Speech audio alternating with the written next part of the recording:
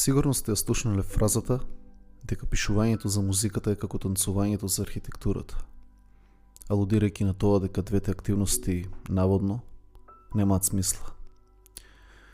Кога сме веќе кај зборот наводно, на брзина една оф-топик поема што ја напишав во блажена состојба и гласи вака: си биле две точки, наводно отишле на водно и се претвориле во наводници.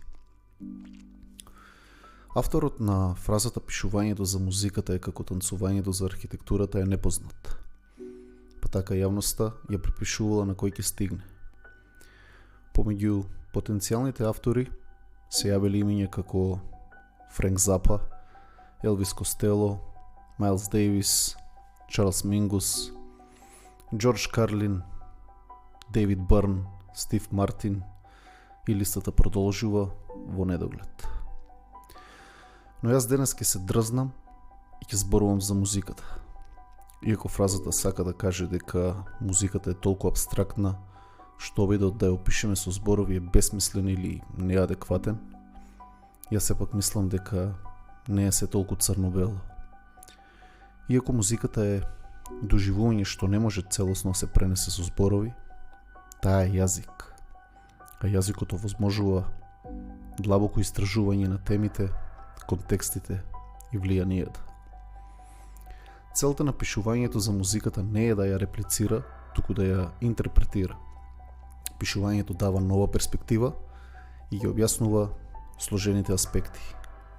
Ова не е безмислен процес, туку креативен диалог помеѓу две различни форми на уметност. Но затоа, потоа. Премотуваме на минатиот викенд и маратонската алкохолна сеанса.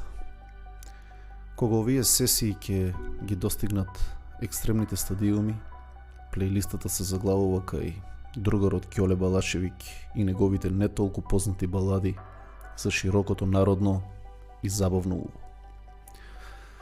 Оние каде што виолината коле како моторна пила пуштена на 11-ка, иако потенциометарот оди немногу до 10. И секогаш завршува така, со Џоле, со уште 4-5 пиечки за кои што подсвеста ви шепоти дека не ви требаат, но ѓаволот што седи на вашето рамо е далеку погласен. Уште една пиечка да си ја дослушам песната, проследена со уште една песна да си ја допијам пијачката. Двете во периода.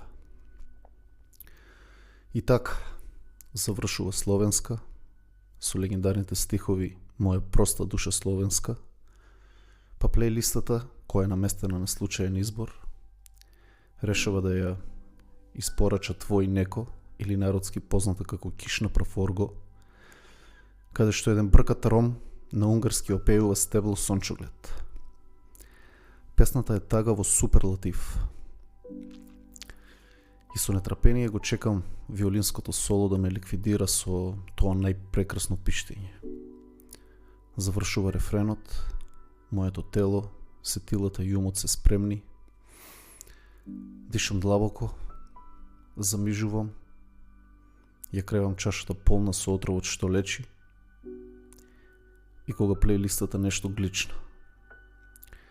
Неколку капки од надворешните ѕидови на чашата, создадени при кондензација од топло-ладно ефект, паднале на дисплејот и го знаете тој момент кога телефонот почнува со своите тантруми. Се пореметува се на него, па така и плейлистата, и случајно почна гудачкото интро од Bittersweet Symphony наместо очекуваното соло. Хорор, трагедија. Оваа неочекувана транзиција ми ја уби вибрацијата и ми ги сјеба очекувањата. Ама така и ми треба, кога толку многу очекувам, знаејќи дека очекувањата се разочарувања кои што се уште не се случили. Некако нагло се подотрезнив, мислата ми се избистри, севдата ме напушти и продолжив да седам спокојно и да го слушам албумот. Да врв се царови. По мене, они се бисерот на брит попот.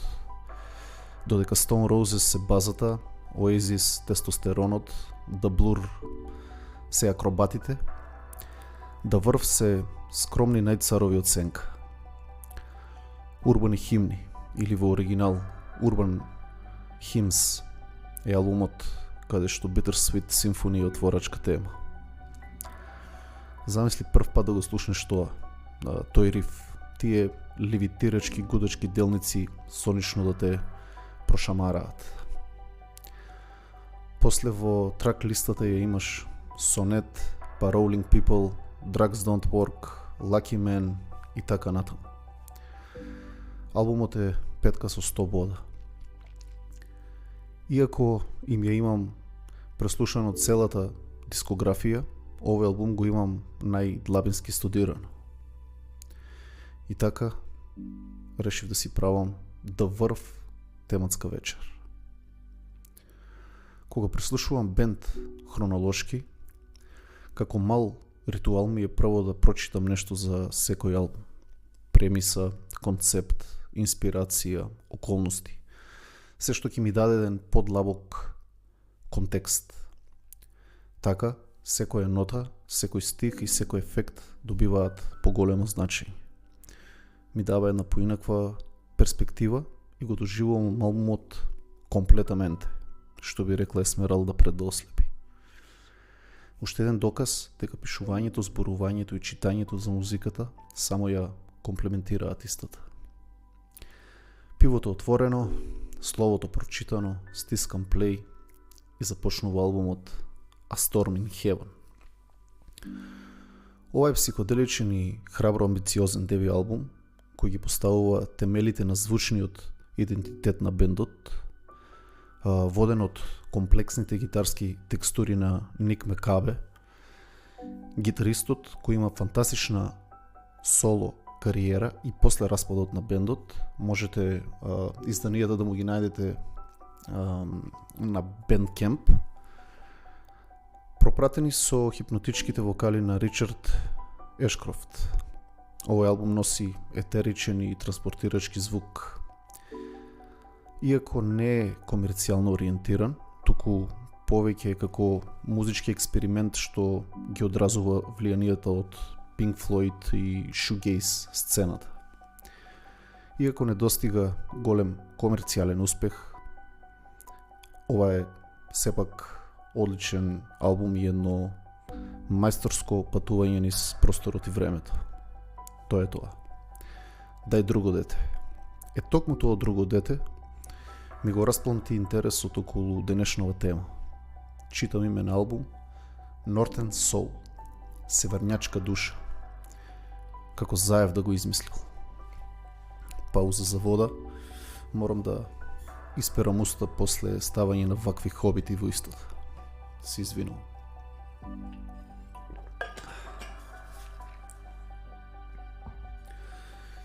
Читам дека името на албумот Northern Soul има длабока културна и емотивна конотација, особено во контекст на британската музичка сцена.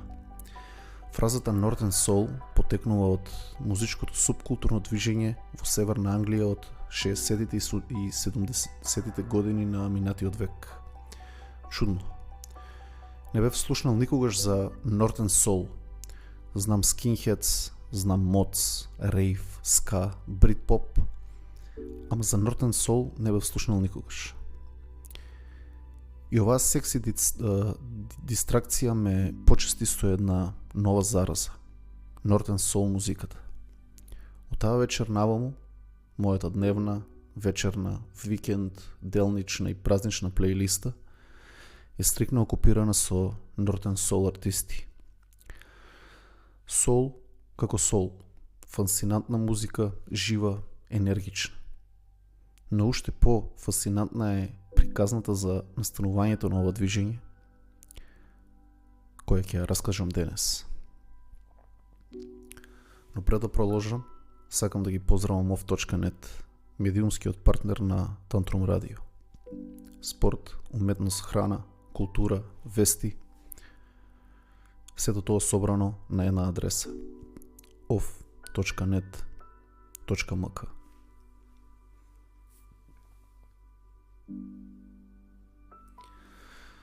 Приказната ја започнувам во Северна Англија, на потегот над Лондон и под Шкотска. Тоа е нуклеусот на Нортен Солот, Манчестер, Ливерпул, Виган. Оно што се случило тука е многу чудно. Многу обскурна сол музика од Детройт и Чикаго станала масивно популарна во овој дел на Британија во досни 60-ти и рани 70-ти. За жал, поради авторски права не можам да инкорпорирам исечоци од песни во текот на епизодата, но затоа ќе ставам линкови во опис до некои Northern Soul плейлисти за да добиете подобар контекст за што зборувам. Но типот на сол музика што треба да го имате на ум е оној класичен звук на Диана Рос и The Supremes.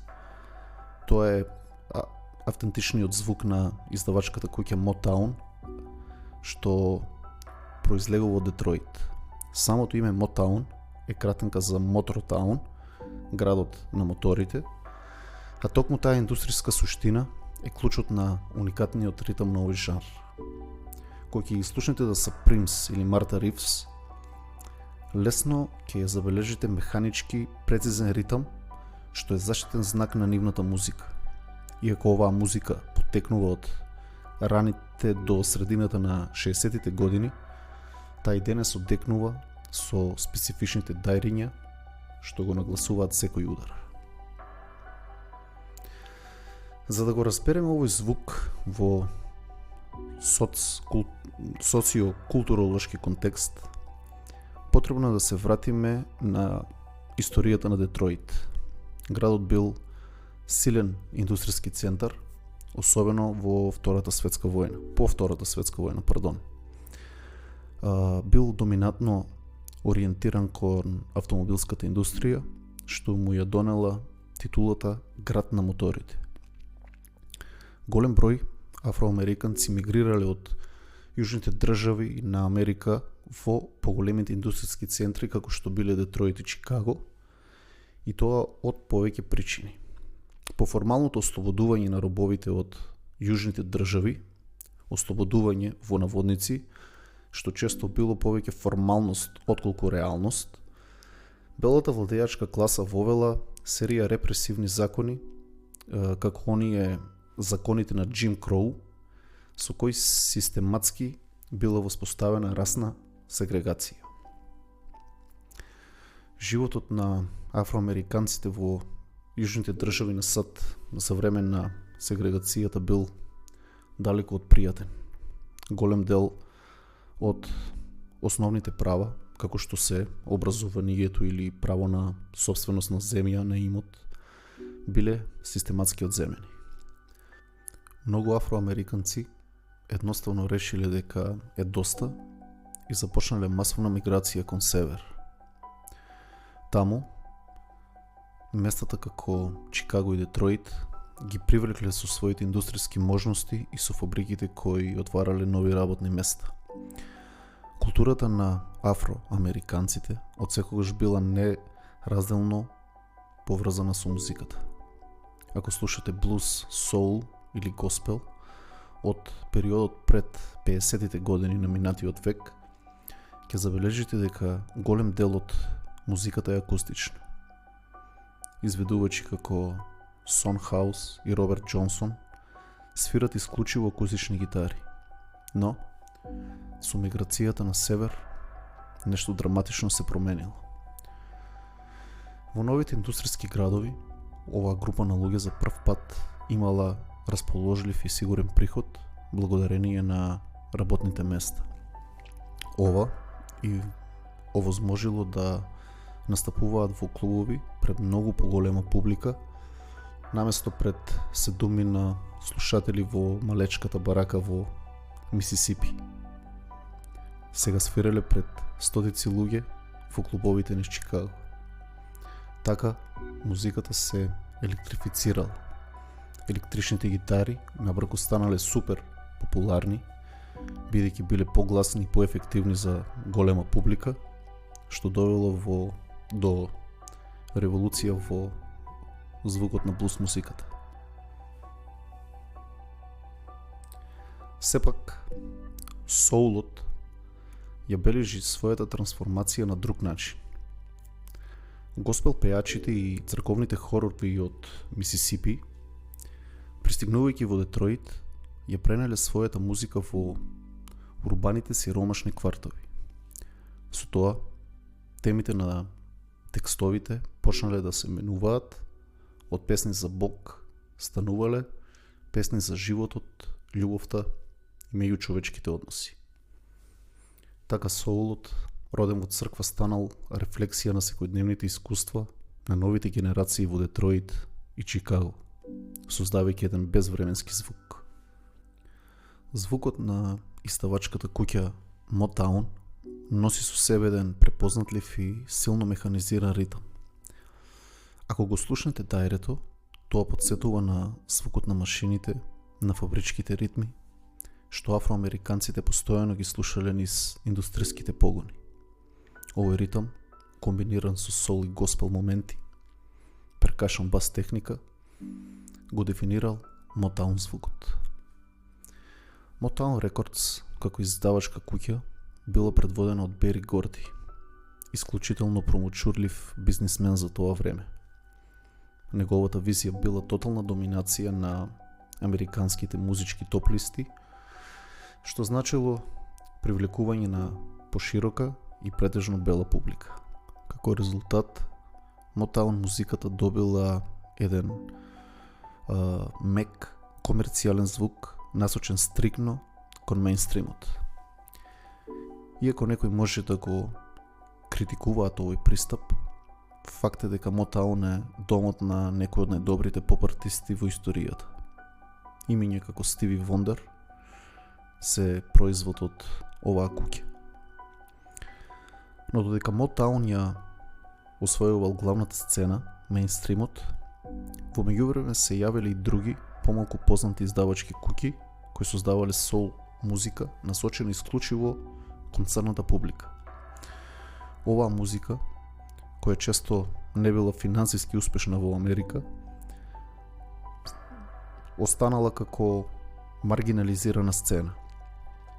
Интересно е што овие наводно неуспешни соул траки на мистериозен и неочекуван начин станали исклучително популарни во Северна Англија. Скоро деценија по нивното оригинално издавање во Детройт и Чикаго. Оваа бизарна трансформација, каде што песните што не наишле на успех во Америка станале култни хитови на друго место, било децениска енигма.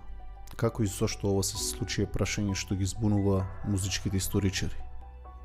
Но, тоа е магијата на музиката. Таа секогаш наоѓа начин да стигне до својата публика, дури ако патот е скоро, а невозможен. Верувам дека многу од вас се запознаени со документарниот филм Searching for Sugar Man или Во потрага по Sugar Man, една фасцинантна приказна за патувањето на музиката пред ерата на масовната дистрибуција и интернетот. Ако не сте го гледале, не чекајте. Испочитувајте го Сикстор Родригес и неговата Одисеја.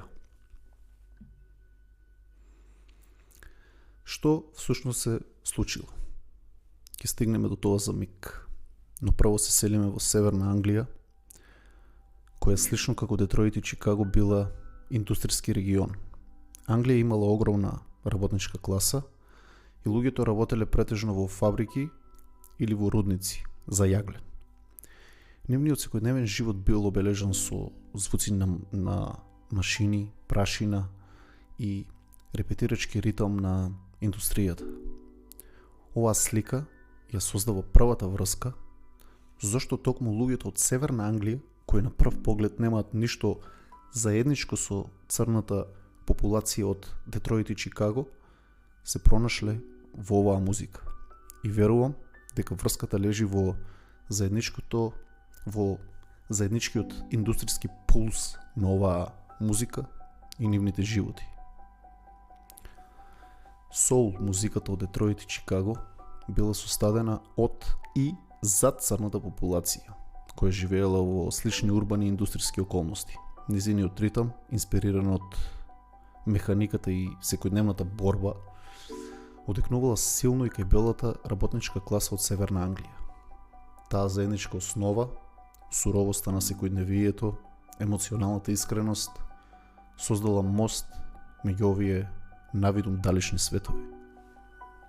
Интересен момент околу терминот Northern Soul е самата кованица, измислена од еден собственик на продавница за плочи во Лондон.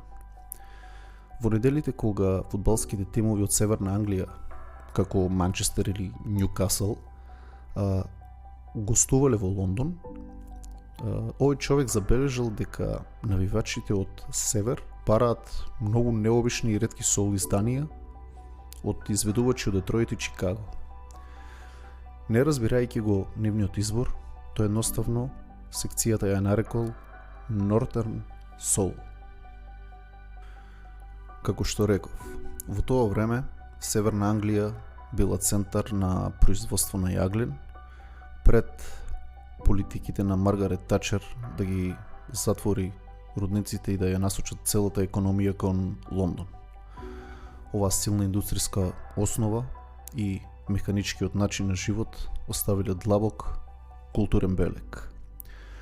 Поради своите изобилни залихи на јаглен, Англија започнала да извезува огромни количини преку бродови кон Америка. Бродовите биле товарани во пристаништата во Ньюкасл или други северни градови, па пловеле до Детройт и Чикаго, каде што го истоварале јагленот. Но, овде се јавувал еден практичен проблем, што морал веднаш да се реши. За да се врати бродот назад, морало да се балансира неговата тежина, бидејќи празен брод по враќањето ризикувал да се преврати или да потоне.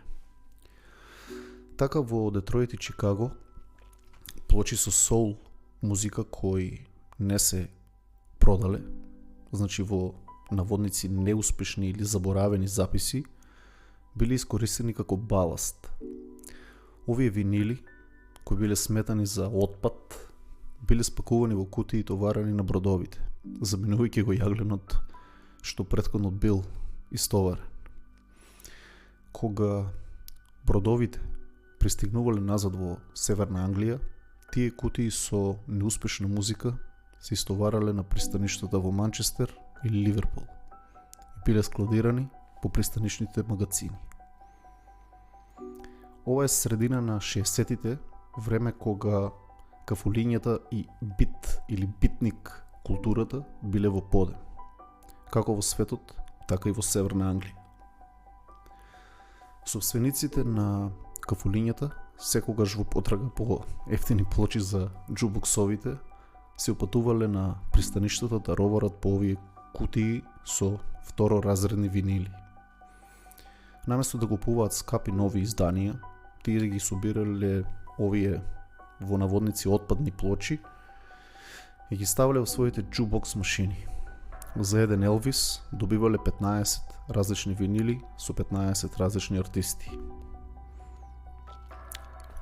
Иронично, токму овие записи, сметани за комерцијален неуспех во Америка, започнале да создаваат културна револуција во Северна Англија, со тоа што младите ја прифатиле оваа музика со чист и огромен ентузијазам. Така, Northern Soul не само што го нашол својот пат до Англија, туку и ја реобликувал сцената, создавајќи еден од најзначајните и најнеочекуваните културни мостови помеѓу Америка и Велика Британија. Младите во Северна Англија, особено во посиромашните делови, често оделе во локалните кафулиња, нормално. Тие најчесто барале да слушаат нешто од Елвис Пресли, но наместо Елвис, таму ги очекувале имиња како Глорија Джонс или Джеки Вилсон, изведувачи кои, според американските стандарди, се сметали за неуспешни.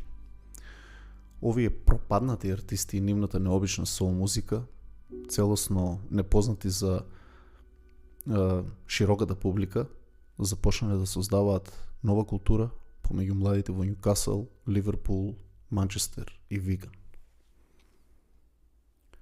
Со тек на времето, истите тие млади луѓе почнале да ја носат оваа музика во локалните младински центри.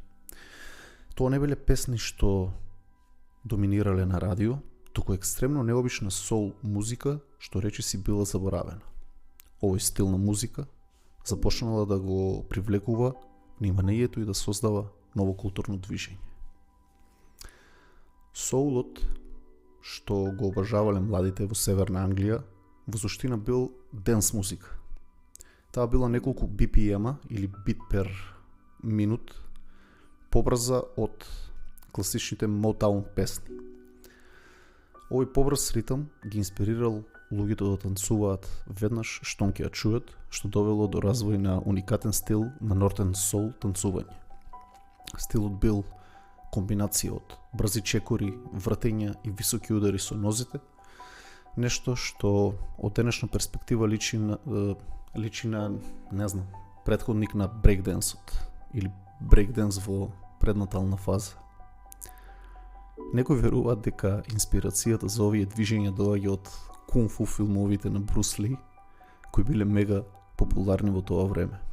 Истата екипа момчиња и девојки кои го креирале Northern Soul-от како движење, биле редовни посетители на киносалите, каде што се давале филмови со Брус Ли.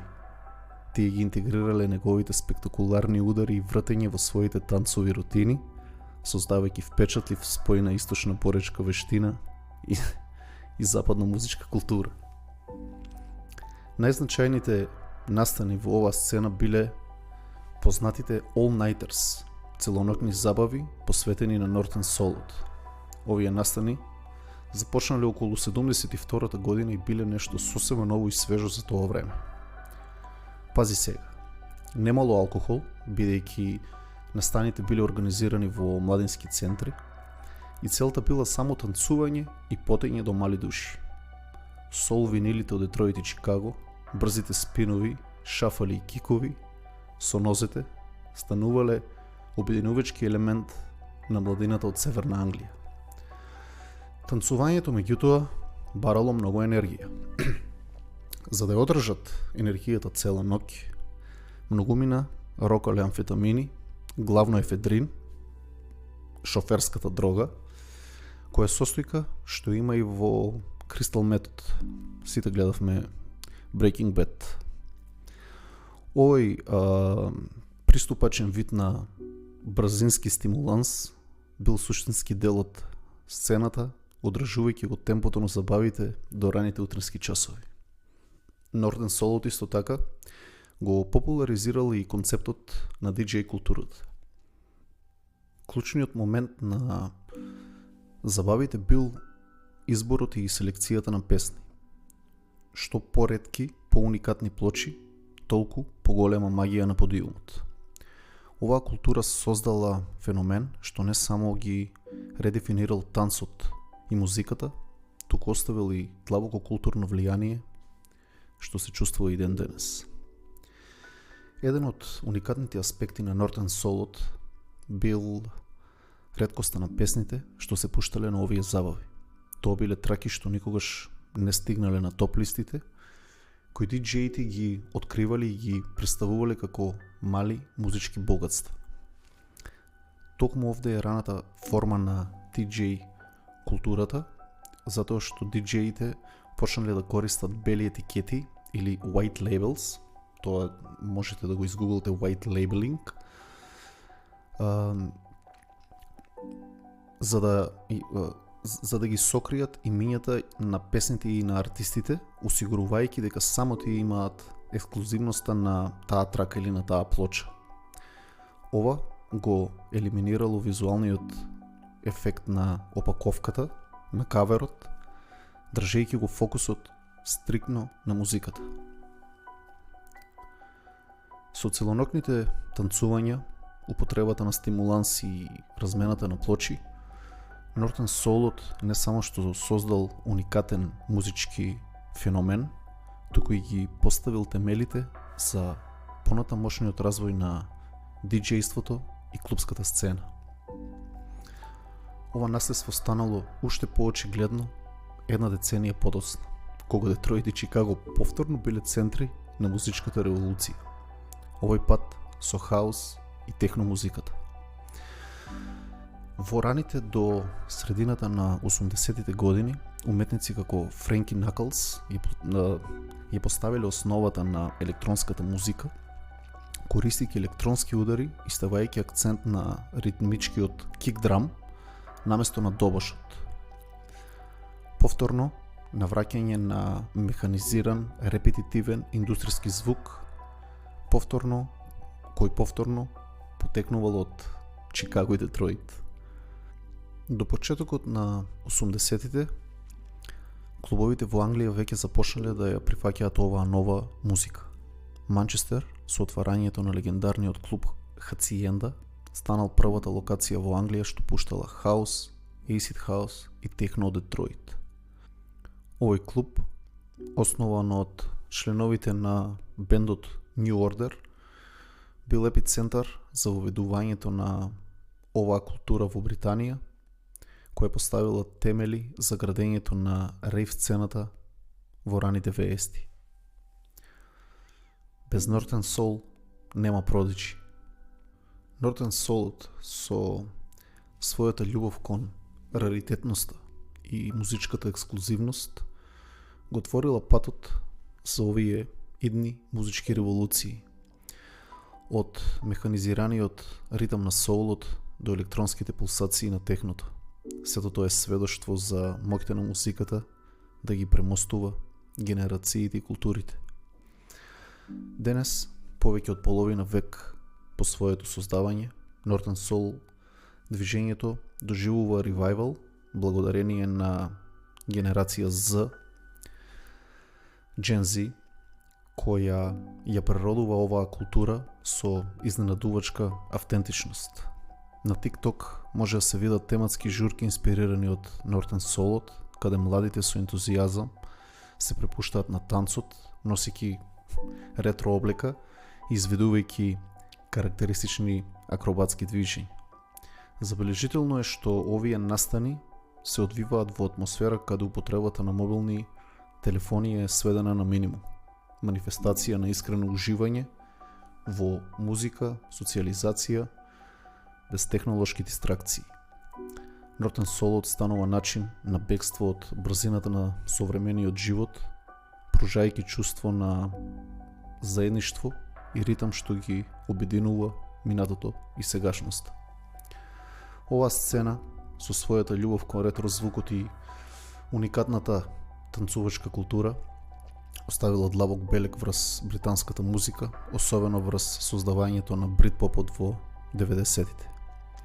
Артисти како Blur, Oasis, The Verve ја наследиле емоционалната искреност и урбаниот дух на Northern Soul, додавајќи модерни наративи и гитарски текстури. Бритпопот го представуваше идеалот на работничкиот глас, исто како што Northern Soul беше израз на работничката култура во 70-тите. Оваа музичка еволуција сведочи за бескрајната способност на звуците да инспирираат нови генерации, пренесувајќи истовремено традиција и иновација.